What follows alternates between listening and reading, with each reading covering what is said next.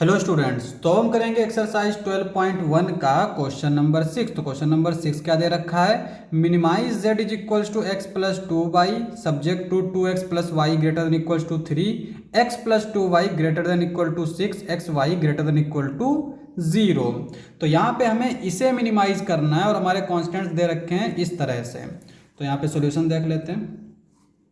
तो यहाँ पे जो मिनिमाइज करना है वो क्या है, minimise z is equals to x plus two y, और ये जो सब्जेक्ट टू दे रखे हैं, ये कांस्टेंट दे रखे हैं, इनको हम लोग कंडीशंस भी बोलते हैं। अब हमें क्या करना है, ग्राफिकली इसको सॉल्व करना है। तो ग्राफ बनाने के लिए हम इन इक्वेशंस को क्या करेंगे, इक्वेशन बना लेंगे। तो इसको हम लिख सकते हैं 2x plus y is equals to 3x plus two y is equals to 6। यहाँ पे ये हो जाएगा हमारा इस तरह से। इसमें हम वैल्यू फाइंड कर लेते हैं, क्योंकि कोई भी लाइन को ड्रॉ करने के लिए मिनिमम 2 पॉइंट्स होने ज़रूरी हैं। तो हम यहाँ पे 2 पॉइंट्स ले लेंगे। x इज इक्वल्स टू पहले हम 0 पुट करेंगे तो y आ जाएगा 3, फिर y को हम 0 पुट करेंगे तो x आ जाएगा 3/2। सिमिलरली यहाँ पे इस लाइन के लिए एक्स वाई, एक्स हम रखेंगे 0 तो y आ जाएगा 3, y रखेंगे 0 तो x हो जाएगा 6। तो यहाँ पे हमें 2 लाइंस के लिए पॉइंट मिल गए। अब हमें क्या करना है, इसको ग्राफ पेपर पर ड्रॉ करना है। तो हमने एक ग्राफ पेपर ले लिया, रफली भी ड्रॉ कर सकते हैं।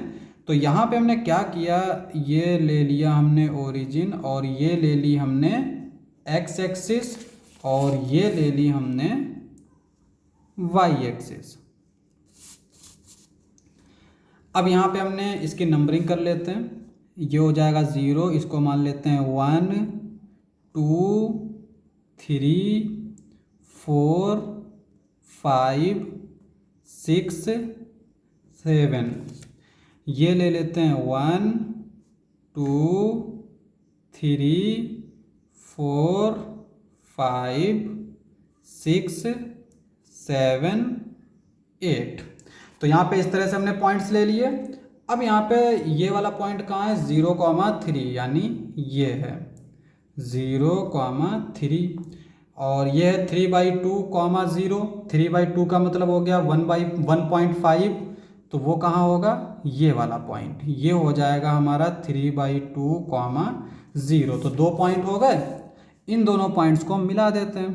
तो यहाँ पे ये हो जाएगा इस तरह से, और इस लाइन की इक्वेशन क्या हो जाएगी, 2x plus y is equal to 3। Similarly इसके लिए 0,3, तो 0,3 कहाँ है हमारा, यही वाला है पॉइंट, और 6,0, तो 6,0 कहाँ है, ये है, ये वाला पॉइंट हो गया हमारा 6,0। इन दोनों को हम मिला देंगे तो ये क्या आ जाएगा, इस तरह से आ गया। अब यहाँ पे देखो, दोनों इन इक्वेशन जो हैं, अगर इसमें हम ओरिजिन पुट करते हैं, यहाँ पे 0 0, तो 0 ग्रेटर देन इक्वल्स टू 3, जो कि सेटिस्फाई नहीं कर रहा है। इसका मतलब ये हुआ कि ओरिजिन इस लाइन के लिए तो आएगा नहीं। इसके लिए अगर हम चेक करें तो 0 + 0 यानी 0, 0 ग्रेटर देन इक्वल टू 6, तो ये भी सेटिस्फाई नहीं कर रहा है। तो इसका मतलब इस लाइन के लिए भी ओरिजिन नहीं आएगा। तो इसका मतलब कॉमन रीजन क्या हो जाएगा, ओरिजिन के अपोजिट वाला, यानी ये वाला। ठीक है, इस तरह से इसका रीजन ऊपर आएगा और इसका रीजन ऊपर आएगा, तो कॉमन रीजन ये बचेगा। अब यहाँ पे हम देख सकते हैं कि ये क्या है, अनबाउंडेड रीजन। तो ये हो गया हमारा अनबाउंडेड रीजन। तो यहाँ पे हम लोग लिख लेंगे द फिजिबल रीजन कौन सा है, इसमें हम नाम दे देते हैं इसको, रीजन को, इसको नाम दे देते हैं ए और ये B. A B is unbounded, ये अनबाउंडेड है। और इसमें पॉइंट्स क्या हैं, पॉइंट्स ए जो दे रखा है वो दे रखा है 0,3, बी दे रखा है हमारा 6,0। अब एक चीज देखो, यहाँ पे ये जो अनबाउंडेड है ये ऊपर से अनबाउंडेड है, इसका मतलब इसका मिनिमम मिल सकता है। और मिनिमम मिलेगा भी तो इन 2 पॉइंट्स पे मिलेगा। ठीक है, अनबाउंडेड रीजन, जब अनबाउंडेड फिजिबल सॉल्यूशन होता है तो उसमें जो मिनिमम वैल्यू है वो मिल भी सकती है और नहीं भी मिल सकती है। तो यहाँ पे इस पे हम पहले चेक कर लेते हैं मिनिमम के लिए। तो यहाँ पे हम लिखेंगे इस पॉइंट के लिए मिनिमम ए के लिए 0,3 क्या आ जाएगा, z is equals to x की जगह पर हम पहले 0 पुट करेंगे और y की जगह पर 3, तो ये आ जाएगा 6,0 के लिए z इज इक्वल्स टू 6 + 2 × 0, ये आ जाएगा 6। तो यहाँ पे हमें 6 मिल गया। अब यहाँ पर देखो दोनों 6 हैं तो यहाँ पे या तो दोनों मैक्सिमम होंगे या दोनों मिनिमम होंगे, लेकिन ऐसा होगा नहीं। क्यों? जब भी नीचे के पॉइंट्स मिलें यानी रीजन ऊपर की तरफ जो है अगर ड्रॉ किया जाए तो इसका मतलब ये होगा कि इसमें मिनिमम ही मिल सकता है, मैक्सिमम कभी मिल ही नहीं सकता, क्योंकि ये इनफाइनाइट तक जा रहा है तो मैक्सिमम तो हो नहीं सकता, हमेशा मिनिमम मिलेगा। तो इसका मतलब ये हुआ कि ये मिनिमम वैल्यू ही होगी अगर ये मिनिमम हुई तो। अब यहाँ पे हमें ये डिसाइड कैसे करेंगे कि ये मिनिमम है, तो यहाँ पे देखो फॉर डिसाइड, ये 6 है ना, तो इसको डिसाइड करने के लिए हम क्या करते हैं, z < 6, ये हमारी एक नई इक्वेशन हम बना लेंगे। अब इसको जब बना लेंगे तो इसको हम जब ड्रॉ करेंगे तो अगर इसका रीजन और जो फिजिबल रीजन है उसमें कोई भी कॉमन पॉइंट मिल जाता है तो ये मिनिमम नहीं होगा, यानी इसके लिए, इस फंक्शन के लिए मिनिमम सॉल्यूशन एग्जिस्ट नहीं करेगा। और अगर कॉमन पॉइंट नहीं मिलता है तो यही जो है वो मिनिमम हो जाएगा। तो यहाँ पे देख लेते हैं, z < 6 का मतलब ये हुआ x + 2y < 6, ये आ गया। अब यहाँ पे इसको हमें ड्रॉ करना है तो इसको हम पहले इक्वेशन बना लेते हैं, और यहाँ पे इक्वेशन के लिए, इसको ड्रॉ करने के लिए कम से कम 2 पॉइंट चाहिए।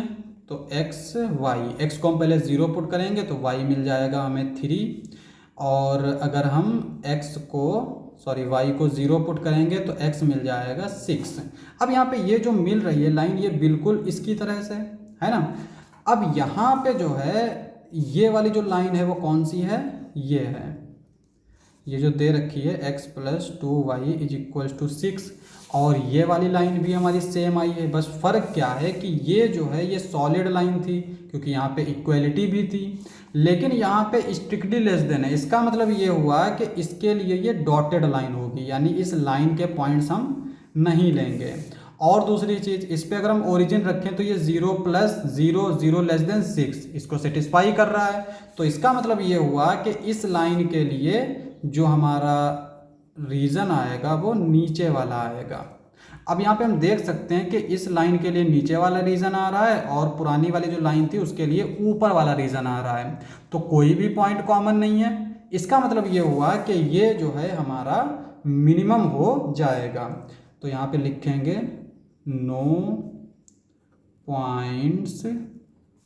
No point common between feasible region and z < 6, hence